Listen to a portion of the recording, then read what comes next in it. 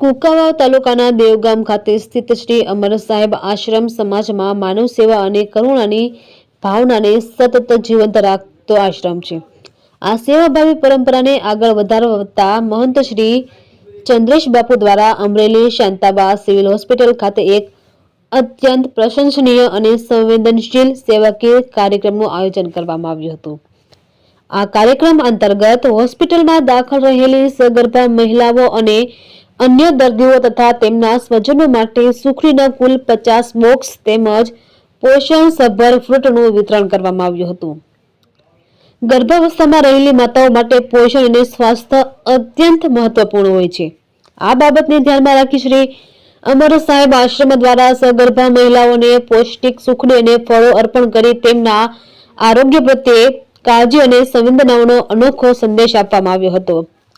Hospital પરિસરમાં આશ્રમની આ સેવાએ માનવીય લાગણી, આત્મીયતા અને સેવા ભાવનાનો માહોલ સર્જાયો હતો।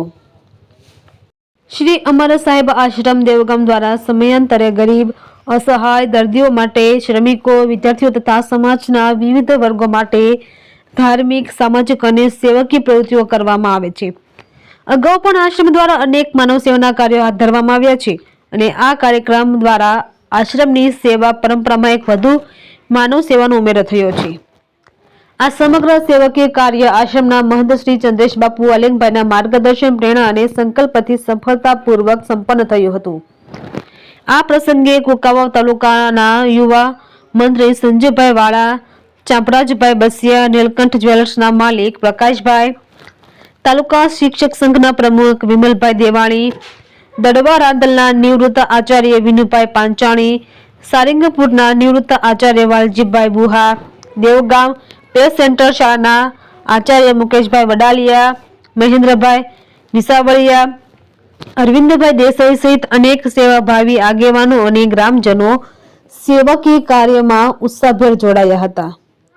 હોસ્પિટલમાં હાજર રહેલી સગર્ભા મહિલાઓ તથા દર્દીઓએ આશ્રમ દ્વારા કરવામાં આવેલી આ નિસ્વાર્થ અને કરુણાસભર સેવા પ્રવૃત્તિ બદલ આનંદ સાથે આભાર વ્યક્ત કર્યો હતો।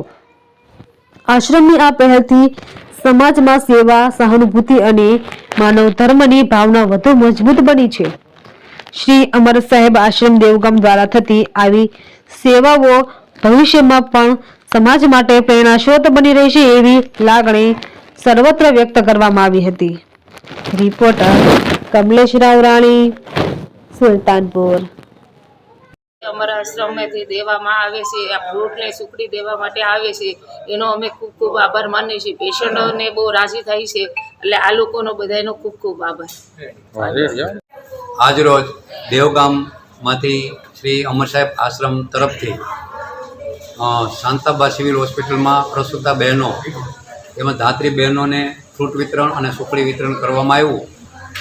નાની ઉંમરમાં એક સેવાની જ્યોત જગાવનાર શ્રી ચંદ્રેશભાઈ તેમજ આલિંગભાઈ અને ચાપરાજભાઈ તેમજ તમામ એમના વડીલો દ્વારા આ માર્ગદર્શન એમને સેવાનું આપવામાં આવ્યું। સેવા, શિક્ષણ અને સહકાર તેમજ દરેક પશુ પંખીઓ અને જીવજંતુઓને ઉપયોગી થાય, એમને ખોરાક મળી રહે એવી જ્યોત જલાવનાર શ્રી ચંદ્રેશભાઈના ખૂબ ખૂબ આભાર સાથે જય ગુરુદેવ, જય ગુરુદેવ। આજરોજ અમરેલી સિવિલ ખાતે પૂજ્ય અમર સાહેબ આશ્રમ દેવગામ તરફથી તેમના સંતો પૂજ્ય ચંદ્રેશ બાપુ, આલેખભાઈ તથા અમર સાહેબ આશ્રમ તરફથી સિવિલના હોસ્પિટલમાં જે પ્રસૂતા બહેનો છે એ તમામ બહેનોને સુખડી અને ફ્રૂટનું વિતરણ કરવામાં આવ્યું। અમર સાહેબ આશ્રમ દેવગામ ખાતે સેવાની જ્યોત જલાવે છે, ખૂબ જ સેવાકીય પ્રવૃત્તિઓ કરે છે। વૃક્ષારોપણ હોય, કૂતરાના રોટલા હોય, પક્ષીઓના ચણ હોય, છાસ કેન્દ્ર હોય, વૃક્ષારોપણ માટે અનેક પ્રકારના ગામની અંદર ખૂબ મોટા પાયે વૃક્ષારોપણ કર્યું છે।